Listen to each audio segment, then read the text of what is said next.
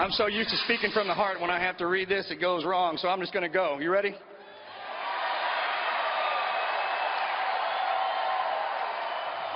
Not only do the leaders have to step up and support us, but the family, those of us in here, we're all family. We step up and we back them up too. Not only that, we hold them accountable for every position and office that they hold.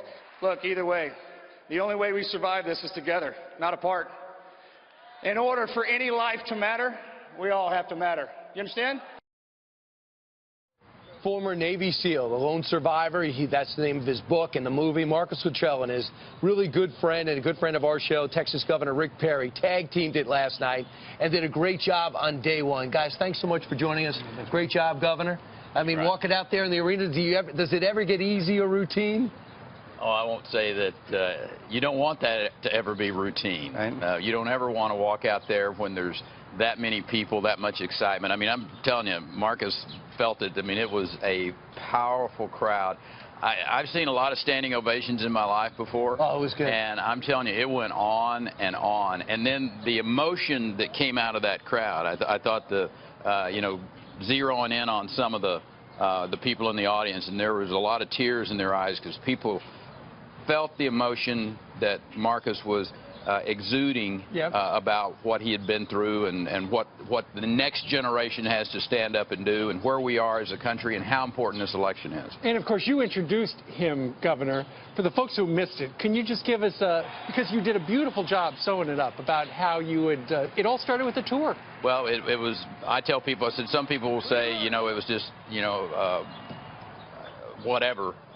But it was truly, it was the grace of God that put us in San Diego the end of July, 1st of August of 2006. And it was a Saturday. Yeah. And they walked in and said, hey, does anybody want to give a VIP tour? And everybody's like, you know, go to hell, man. We're in here resting. And they said, well, it's the governor of Texas. Marcus did, I will. Right here. And Texas, that's what started it back however many years, 8 years ago now. So, and he went off for one more deployment. A lot of people don't realize after Red Wing, he was deployed one more time to Iraq with his brother Morgan and his twin brother, who's still on the, or was on the team 5. And anyway, he showed up on the at the guard shack at the governor's mansion the following summer, and said, he said for me to come by if I was here. And so we've been kind of. What you used to say, the old crazy man in the attic. But you were struggling a little bit then, right, Mark? I was. I'd gotten out, and Lady Perry invited me to dinner, and so once I got back from, I got hurt again. So once I got back, I showed up over there just like he said, and I didn't leave. 3 years. 3 years they hid me in there, and I recovered. The greatest part about it is that he was running the state, and Lady Perry, I mean, she's a nurse. So, I mean, she actually tended to my wounds, and then my surgeries, looked out for me, and then he would go to work at the end of the day, and then he put me on my path. As a father figure to me. All those years, I just sat and watched and listened. I mean, all the heads of state, everybody that rolled, everything that he did, I just sat and watched, and he mentored me and put me on my path. I mean, I was a full-time frogman, and then he gave me guidance, and I never looked back. I mean, it was one of those deals where I just had one person looking out for me. It's all I ever needed. So we've been close ever since. Marcus, your speech was incredible last night. You mentioned last night that the war is here. It's here in America. Let's listen to that, and then we want to talk to you about it. To the next generation, this is for you. Your war is here. You don't have to go searching for it. Your people are afraid. I stand among you walking. I was allowed to walk with giants, all right? And now we're looking for the next generation of giants. Who among you will love something more than you love yourself, all right? Who among you are going to step up and take the fight to the enemy? Because it's here. Because it's here. It's such a powerful message. Initially, you were endorsing this man right here for President of the United States, and now you're endorsing Trump. Why?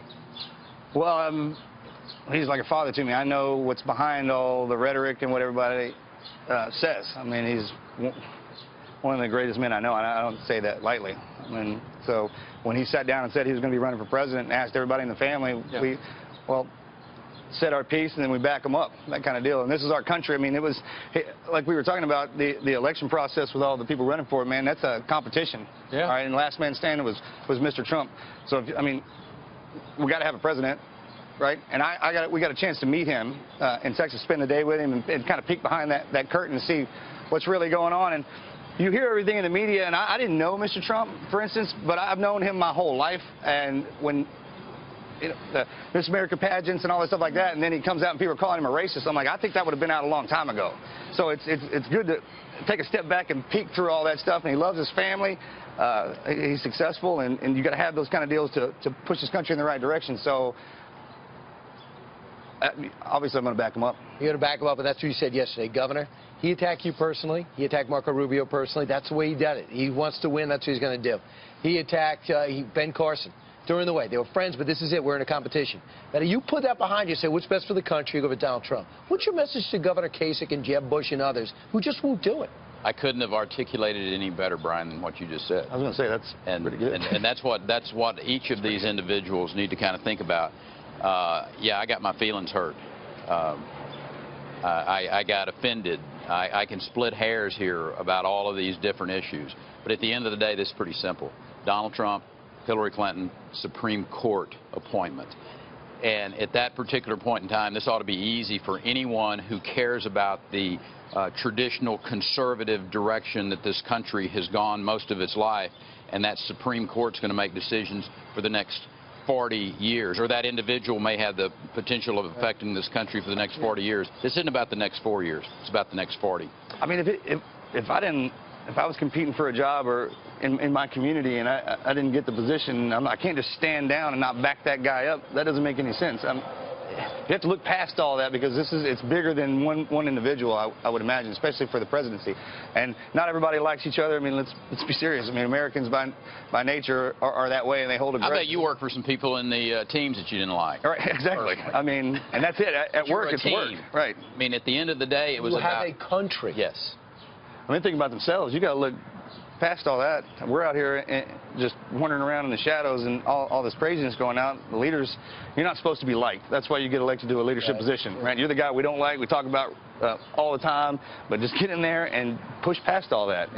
That's what an adult does. All right. Marcus, thank you so much for serving. He's going to be here. We've got to bring him back. We've got to bring you back because you're going to be here for a few days. Thank you, Governor. Thank you, sir. All right.